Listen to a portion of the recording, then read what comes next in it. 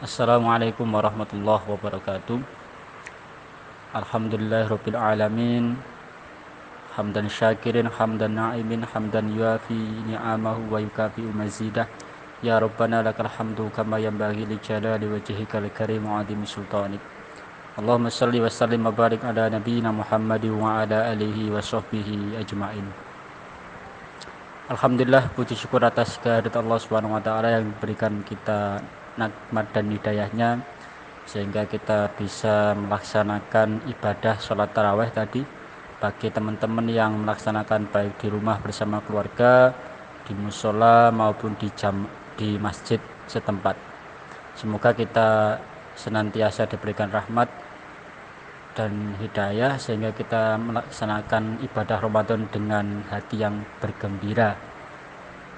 Teman-teman yang dirahmati Allah Subhanahu wa taala, saya Zubaidi selaku moderator di kajian online KM3 Surabaya akan membimbing jalannya diskusi online kali ini via grup WhatsApp, dan harapannya teman-teman nanti bisa partisipasi aktif dalam diskusi kali ini yang insya Allah nanti akan disampaikan oleh Ustadz Diki Syadkumullah MHes dari Ketua Umum Pimpinan Pemuda Muhammadiyah Jawa Timur, yang insya Allah nanti akan membahas tentang kontroversi ibadah di bulan Ramadan, karena ada beberapa perihal yang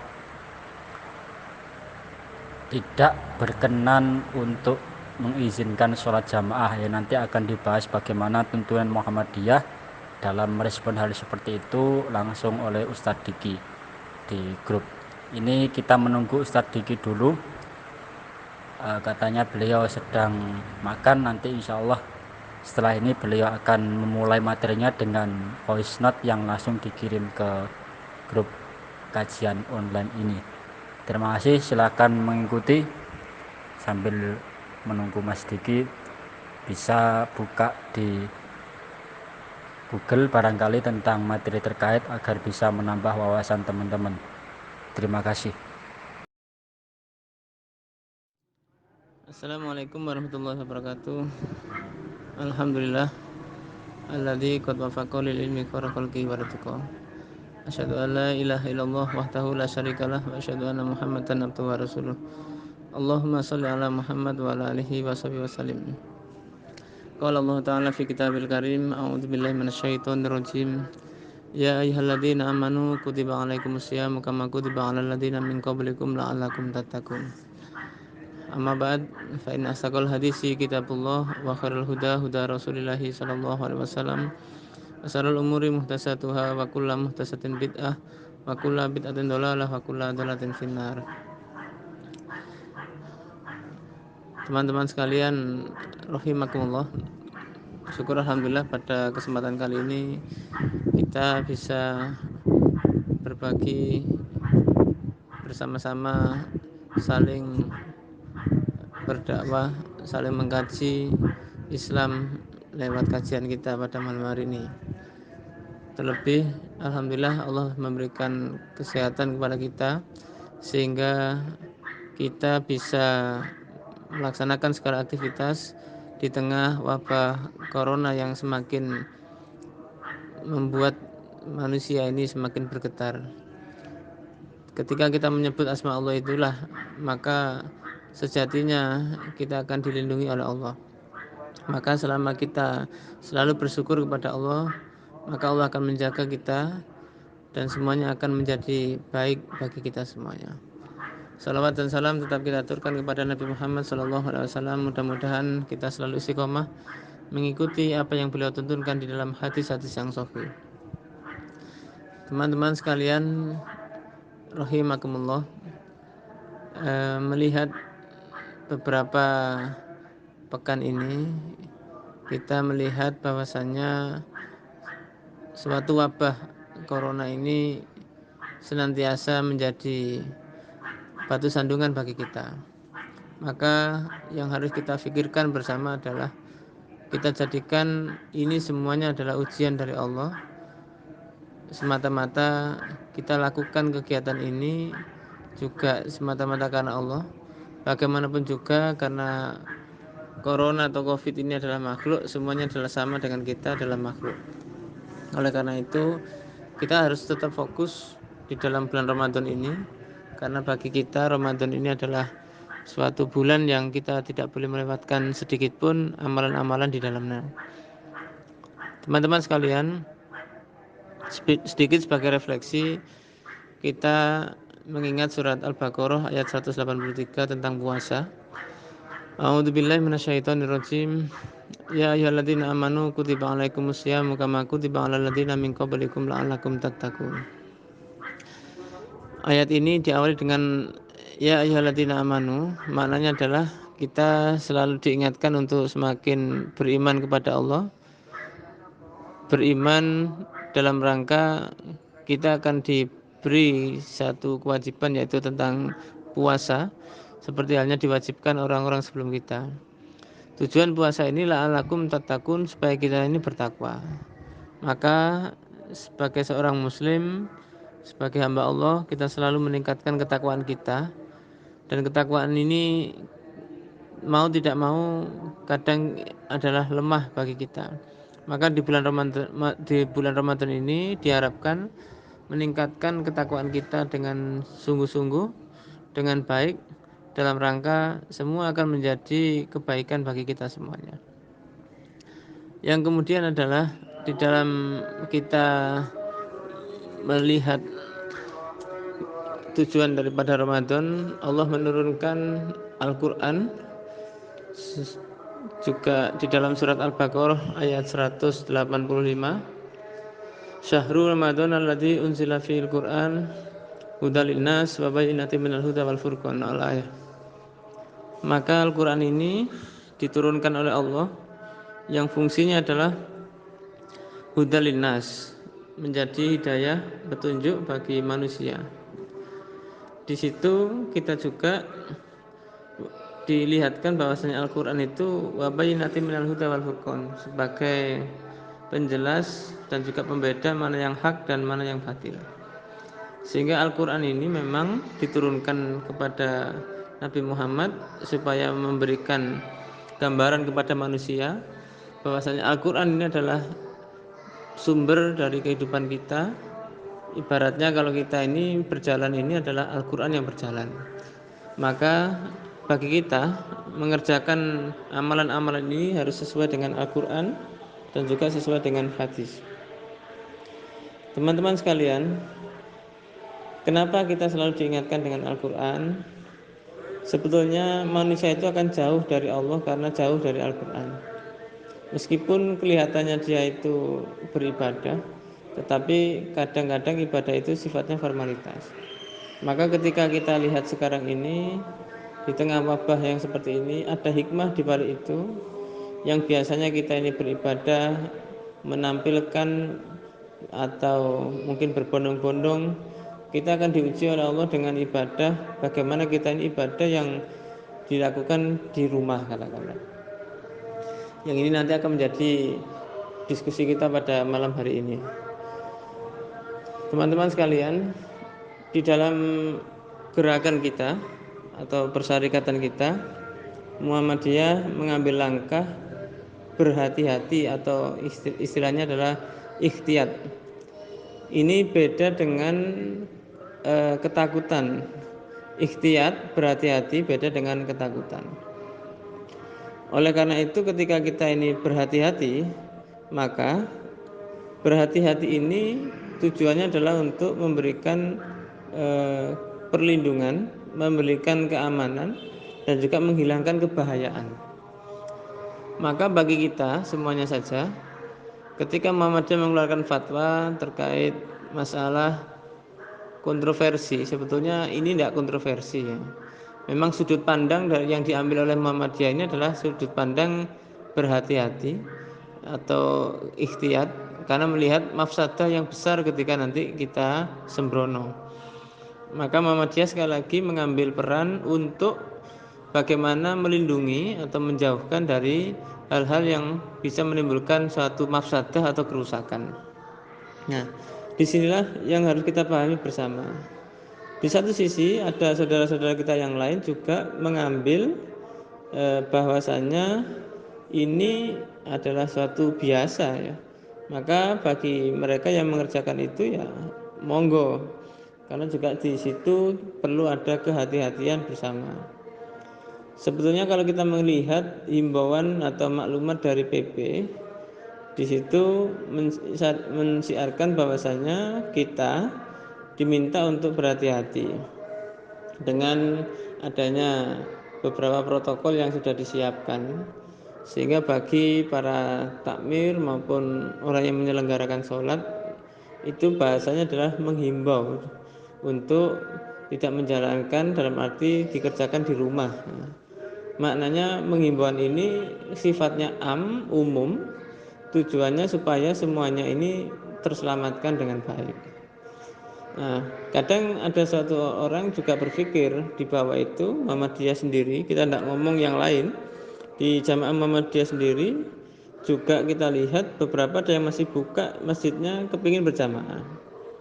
Nah, konteks kita kali ini ketika melihat kondisi seperti itu, kalau memang dirasa bisa disterilkan, bisa diamankan, bisa tidak membawa dampak, maka sifatnya ini boleh, bukan sunnah tapi boleh. Karena kalau kita melihat maklumat dari PP ini, kita hubungannya adalah ke sana. Jadi ketika kita kembali kepada persyarikatan, maka Muhammadiyah sekali lagi mengambil jalan untuk berikhtiar.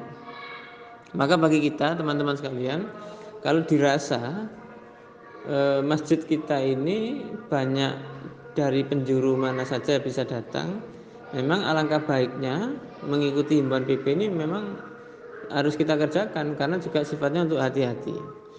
Berbeda dengan masjid atau musola yang tempatnya di pelosok, yang memang orangnya hanya seputar itu, ya dari sawah berangkat terus kemudian pulang dan tidak ada orang asing yang masuk ke situ.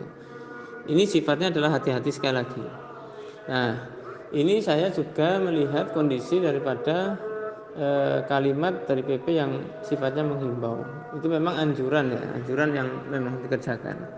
Maka bagi kita di kearifan lokal ini harus kita bangun juga bersama.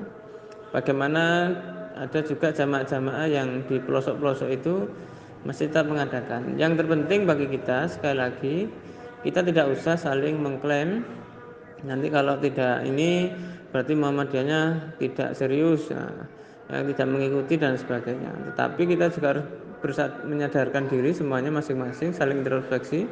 Kalau dirasa ini membawa dampak yang baik maupun buruk, kita bisa menimbang antara mafsadah, madorot, kemudian maslahah. Nah, itu juga harus kita timbang mana yang terberat. Nah, ketika melihat ini, kaidah fikihnya adalah ketika kita melihat antara maslahat dan madorot, maka dimenangkan madorotnya. Madorot lebih besar yang harus kita dahulukan. Dari sinilah teman-teman, bagaimana kita ini bersama-sama untuk menjaga yaitu kehidupan manusia ini dalam keadaan baik, dan juga menjadi rantai-rantai juga yang baik dalam rangka kehidupan ini juga berlangsung dengan baik. Nah, sekali lagi Muhammadiyah mengambil itu. Nah, bagaimana kita ini melaksanakan kegiatan Ramadan? Saya pikir dengan kita melaksanakan kegiatan Ramadan di rumah, ini tidak mengurangi daripada ibadah kita. Maka ibadah-ibadah yang kita laksanakan di rumah, baik itu sholat jamaah maupun tarawih, kalau kita ambil hikmahnya adalah kita ini bisa beribadah dengan khusyuk. Kenapa kita ini beribadah dengan khusyuk? Kadang kita ini ibadah tergesa-gesa. Tapi kalau di rumah dengan keluarga dengan tenang, enak, kita pun juga akan khusyuk. Biasanya kalau kita ngimami pun juga dengan enak, dengan waktu yang bisa kita sediakan. Kadang namanya manusia, sifatnya juga sedikit setan itu bisa masuk, yaitu sifatnya riya, pamer. Kalau kita mungkin di masjid dilihat orang dan lain sebagainya, kita ini aktif. Nah, tapi kalau di rumah, maaf mungkin bermalas-malasan. Ini juga harus kita kaji dengan baik. Oleh karena itu sekali lagi, fungsi daripada kita ibadah di rumah ini dalam Ramadan ini saya pikir cukup baik, karena akan menjadikan kita ini melihat sosok keaslian kita. Kalau di rumah ini kalau kita ini memang baik dalam arti tidak terbebani, maka memang inilah jiwa kita sesungguhnya. Kita di rumah dan dimanapun sama. Jadi ibadah kita di rumah maupun di luar sama saja. Kadang kalau kita ini melihat di luar, dilihat banyak orang, itu kadang kita ini semangat. Nah, itu kadang mungkin terjangkit sedikit godaan setan yang mungkin bisa mengganggu amal ibadah kita. Maka sekali lagi teman-teman, menurut hemat kami, sudut pandang atau cara pandang dari mana yang harus kita sikapi bersama. Karena ketika kita ini melaksanakan kegiatan itu, mungkin kita bisa melihat dari mana arah itu. Dan sekali lagi saya melihat Muhammadiyah mengambil konteks kehati-hatian dalam kali ini, berijtihad untuk berhati-hati dalam rangka untuk juga melindungi warga masyarakat pada umumnya, khususnya warga Muhammadiyah secara khusus. Sementara demikian, mungkin bisa nanti kita lanjutkan dengan diskusi. Mungkin kami akhiri dulu. Fastabiqul khairat. Wassalamualaikum warahmatullahi wabarakatuh.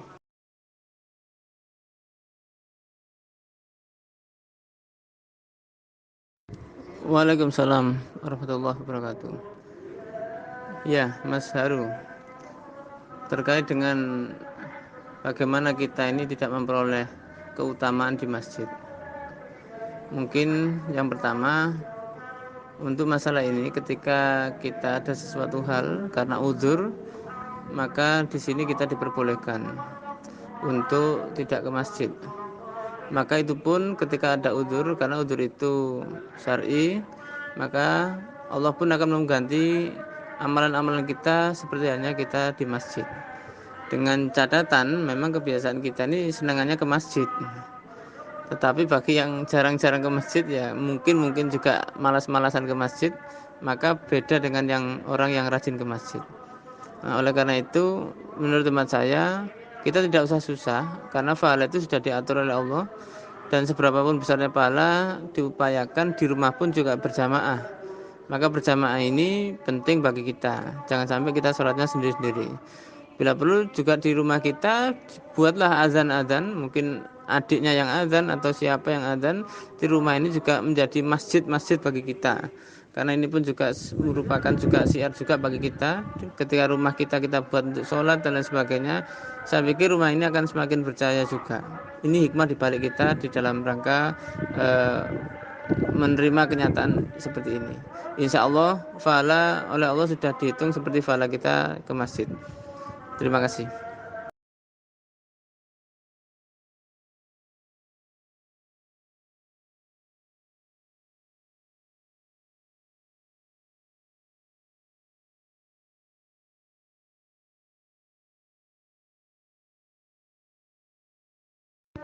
Waalaikumsalam.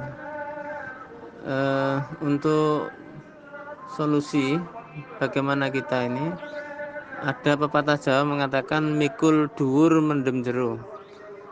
Apa yang sudah dirasakan oleh kita semuanya, kita ini sering berkutat pada perdebatan yang tidak signifikan.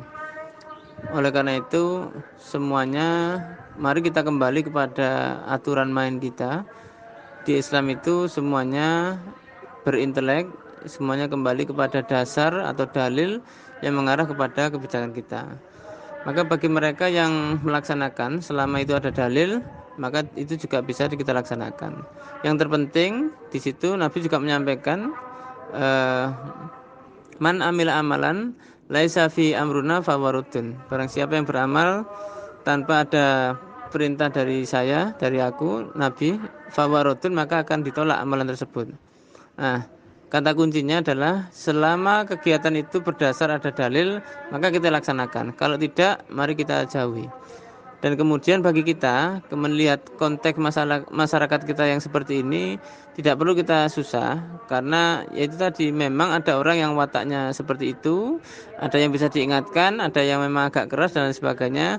Maka bagi kita sudahlah, yang terlalu tidak berprinsip tidak usah kita perdebatkan, maka kita kembali kepada pokok-pokok ibadah kita saja.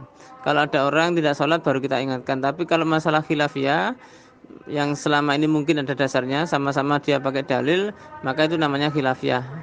Yang penting kita tidak bisa menghakimi, dalam arti begini, kadang manusia itu belum terbuka hatinya, maka tidak perlu kita terlalu memperdebatkan, karena semuanya ini menunggu waktu yang Allah akan buka pada hatinya. Terima kasih.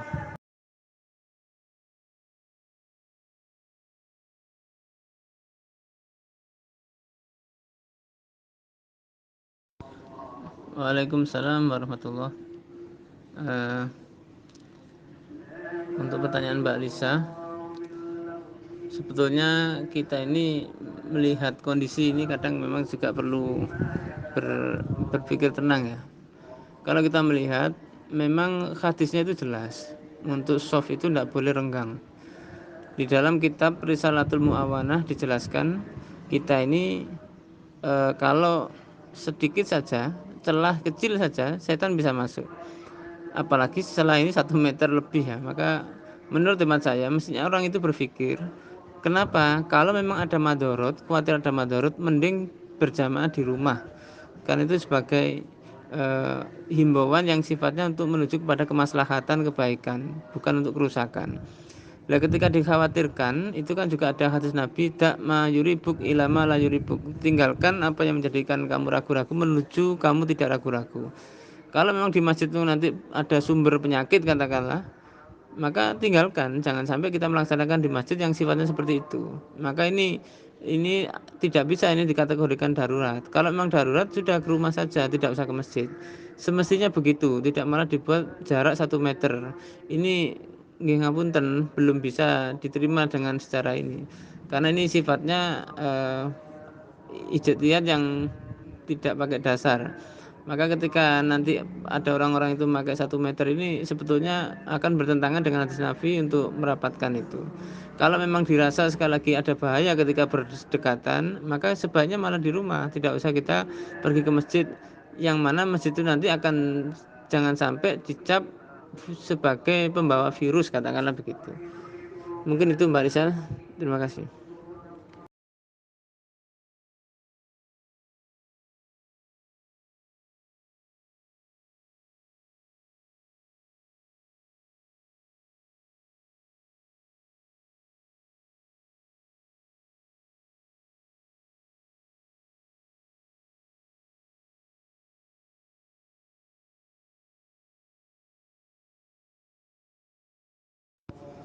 Waalaikumsalam warahmatullahi wabarakatuh, Mbak Lilis dari Lamongan. Memang kita melihat begitu itu, takmir ini memang harus bisa membaca ya. Takmir itu ketika mau memutuskan suatu perkara itu juga harus melihat kondisi. Kadang memang warga atau masyarakat ini kita harus melihat karakternya seperti apa. Kalau memang maaf mungkin orang desa-desa itu golongan petani yang tidak seberapa maaf intelektual, saya pikir memberikan keterangan juga harus lebih tepat. Mungkin juga sebelum ada kegiatan itu juga disampaikan kegiatannya. Mungkin juga tetap harus dikawal, harus lewat satu pintu, mungkin juga dijaga seperti halnya protokol-protokol yang sudah disediakan pada umumnya ya. Nah, bagaimana sikap kita kalau sudah terjadi seperti itu ya? Menurut hemat saya,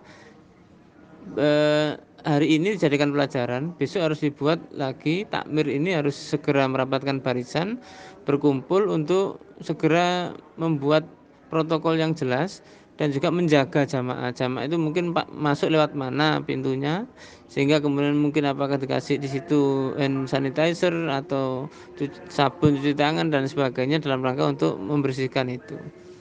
Jadi pada prinsipnya bagaimana takmir ini bisa melakukan manajemen. Tetapi itu pun kadang memang sekali lagi kondisi takmir itu sekarang masih belum banyak yang berbuat manajemen seperti itu. Kita lihat di Jogokarian itu juga manajemennya juga bagus karena juga jamaknya banyak. Mungkin para takmir juga sekali lagi harus menyiapkan kondisi-kondisi yang akan terjadi.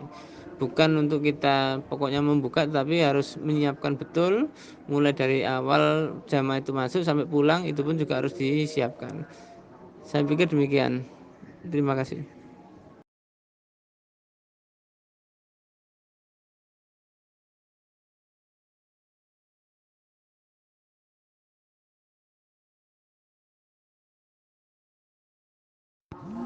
Oke, Waalaikumsalam. Untuk hukum bagaimana kita tidak berjumatan 3 kali, sebetulnya kita ini bisa menyiasati dengan demikian. Jumatan itu kan bisa kita lakukan juga di mana-mana. Di tempat yang kita berada itu juga bisa kita melakukan jumatan. Di rumah contohnya juga pernah saya lakukan. Di rumah ini ada satu orang tua, ada 2 orang tua, kemudian ada istri dan anak-anak. Ini pun juga kita buat jumatan juga bisa.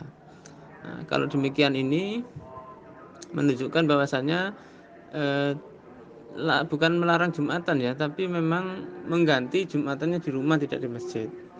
Ini kalau kita melihat beberapa, karena Muhammadiyah ini tidak bermadhab, maka siapapun kalau memang ada pendapat yang memang bagus sesuai dengan aturan syar'i bisa dipakai sebagai ijtihad. Memang Imam Abu Hanifah juga tidak mengharuskan jamaah itu sampai 40. Kalau menurut pendapat Imam Syafi'i memang 40, tapi menurut Imam Abu Hanifah tidak harus.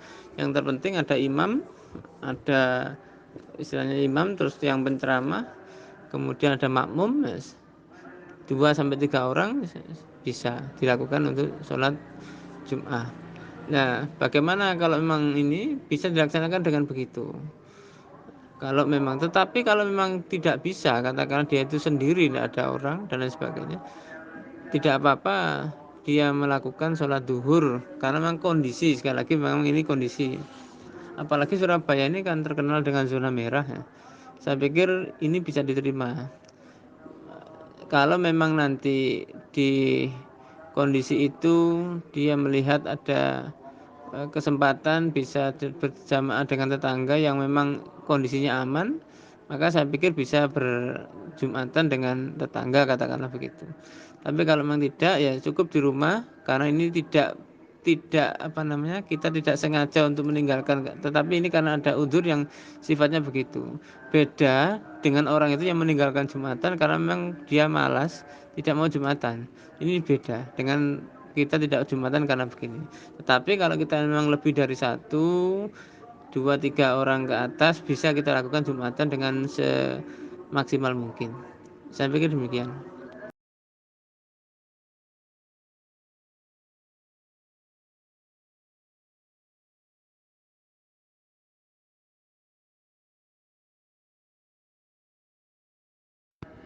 Waalaikumsalam warahmatullahi wabarakatuh. Ya, Iman dari Pekalongan melihat berita-berita itu, maka saya ingat di dalam Al-Quran Allah menjelaskan, ya ayyuhalladzina amanu idza ja'akum fasikum binaba'in fatabayanu. Maka ketika ada berita itu yang fasik, maka ditabayunkan. Ditabayunkan bagaimana secara agama itu, bagaimana kita menyikapi. Kalau saya belajar beberapa, mulai dari mungkin secara herbal maupun kedokteran, manusia ini sebetulnya punya imun yang kuat. Insya Allah kalau orang-orang seusia kita ini, insya Allah ya, ini kuat. Umpamanya memang ketika virus ini masuk ke dalam kita ini masih bisa bertahan insya Allah, karena kondisi kita masih muda dan masih imunnya masih kuat. Namun yang jadi bahaya di penyakit ini, kalau memang melihat kondisinya, adalah ini adalah menjadi karier. Kalau kita ini nanti mungkin punya orang tua, itu nanti yang kena rentan adalah orang tuanya, karena kita. Oleh karena itu, untuk menyikapi kondisi seperti ini, daya Tuhan tubuh kita ini sebenarnya kuat. Yang terpenting ingat Nabi Muhammad ya. Nabi Muhammad itu, beliau pasca Isya itu tidur. Kemudian beliau bangun sepertiga malam. Itu ternyata tidur kita itu dalam Al-Quran, waja'alna naumakum subata. Nah, itu adalah tidur ini dijadikan kita sebagai untuk pengisian imun ya, yaitu menghidupkan imun kita sehingga kuat. Maka manusia itu kalau kita melihat Nabi tidak pernah sakit. Sakit Nabi ya mungkin kecapean karena letih betul perjuangannya Nabi. Maka Nabi ini adalah orang yang sangat kuat. Jadi beliau ini tidak pernah sakit secara ini. Dan beliau ini rajin sekali untuk melaksanakan sholat malam. Maka imun kita ini akan menjadi kuat. Sejatinya Allah ini menjaga kita. Maka tidak perlu kita takut. Yang terpenting kita ini berikhtiar, berhati-hati. Kemudian kita masih punya pegangan yaitu tawakal. Insya Allah kalau kita melihat seperti itu, ya mungkin namanya media atau berita yang menurut kita tidak baik, ya secara ilmu saya pikir tidak usah dihiraukan. Makanya kadang televisi atau apapun yang menyiarkan itu lebih baik ya kita ganti dengan yang lain yang lebih bermanfaat. Saya pikir demikian ya. Terima kasih.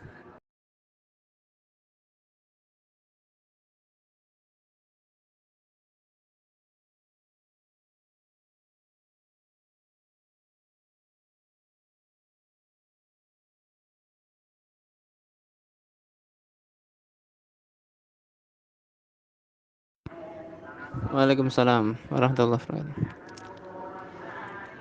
Menyikapi perbedaan itu memang luar biasa berat karena memang yang dihadapi adalah tokoh senior, tokoh tua, memang agak sulit. Maka kita melihat ya kalau memang di situ sebetulnya ada di dalam pandangan pedoman hidup itu warga Muhammadiyah itu sebetulnya ketika berbeda pendapat itu dia tidak terlalu mencolok perbedaannya dan tidak terlalu mensiarkan. Selama dia tidak mensiarkan, selama dia itu sifatnya pribadi, tidak disiar-siarkan di woro-woro di mana-mana, saya pikir tidak masalah. Tapi kalau memang sudah sampai dalam tanda kutip ya, mungkin menentang dan kemudian memprovokasi katakanlah, ya memang kita kembali man ra'a minkum munkaron falyughayyir biyadi. Ya, coba kita rubah itu dengan kemampuan kita. Caranya adalah mungkin kita silaturahim ke rumah, kita ajak diskusi bagaimana baiknya, kita sampaikan kondisinya bahwasanya kita ini mengeman jamaah. Jamaah ini jangan sampai terpecah, jamaah ini jangan sampai ada dua pandangan begitu. Dan mungkin juga dijelaskan kenapa maklumat PP ini demikian. Saya pikir eh, di beberapa masyarakat termasuk di Surabaya juga begitu ada. Tapi setelah kita jelaskan dengan tenang, tidak perlu juga di forum karena biasanya orang-orang tua itu kalau malu itu tidak mau. Maka harus diajak ngobrol empat mata mungkin. Tujuannya adalah ya, dan juga bahasa ya. Secara bahasa ini jangan sampai kita menggurui. Mungkin kita bisa tabayun klarifikasi dengan sifatnya model bertanya dengan beliaunya, Pak gimana, karena memang kadang ada orang itu ketika diingatkan Bapak ini salah, tidak benar lah, itu mungkin juga menjadi marah ya karena memang kondisinya lebih tua sana daripada kita. Nah mungkin satu gaya bahasa kita yang kemudian gaya persuasif kita itu juga harus kita mainkan. Yang terlebih tidak lupa yang ketiga ini adalah doa untuk beliaunya supaya ditenangkan dan juga semata-mata karena kita ini dari Allah ya. Kita bisa memberikan hidayah, memberikan nasihat itu karena semata-mata juga dari Allah. Mudah-mudahan dengan doa itu juga dia hatinya luluh dan bisa mengikuti arahan-arahan dari kita. Terima kasih.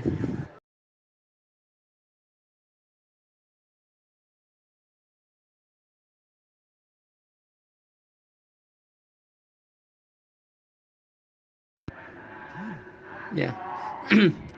Untuk menyambung tadi yang nomor 5, memang dalam keadaan kondisi di masjid tidak ada salat Jumat, diganti salat zuhur berjamaah tidak apa-apa meskipun sampai 3 kali karena kondisinya memang dia tidak bisa berjamaah.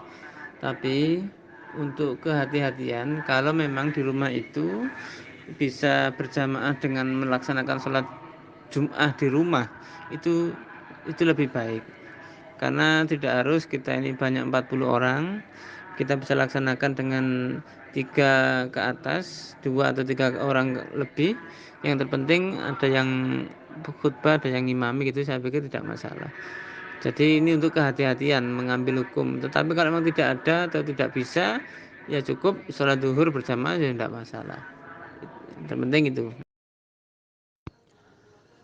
Iya, teman-teman sekalian, untuk closing pada malam hari ini, marilah kita beribadah kepada Allah dengan ikhlas, tulus, semata-mata mencari ridha Allah. Man qoma ramadhana imanan wa ihtisaban ghufira lahu ma taqaddama min dzambih. Barang siapa yang menghidupkan Ramadan ini dengan mengharap ridho dan balasan dari Allah, maka Allah akan mengampuni dosa-dosanya. Mari kita bersama-sama menghidupkan Ramadan ini dengan betul-betul karena Allah. Yang kedua, mari kita banyak beristighfar ya. Mari banyak kita beristighfar, bahasanya juga bertaubat. Mungkin dari kita semua ini ada yang salah. Saya pikir manusia ini mesti berbuat salah, baik disengaja maupun tidak, baik secara terang-terangan maupun secara sirri. Maka pintu tobat ini luar biasa di bulan Ramadan. Mari kita bersama-sama untuk melakukan pertobatan. Dan yang ketiga, marilah banyak-banyak kita beramal solih di bulan Ramadan. Dengan amal soleh itu mudah-mudahan Allah menjadikan kita orang-orang yang istiqomah sehingga kembali kepada Allah dalam keadaan husnul khotimah. Subhanakallahumma wa bihamdika asyhadu an la ilaha illa anta astaghfiruka wa atubu ilaik. Walhamdulillahirabbil alamin. Fastabiqul khairat. Wassalamualaikum warahmatullahi wabarakatuh.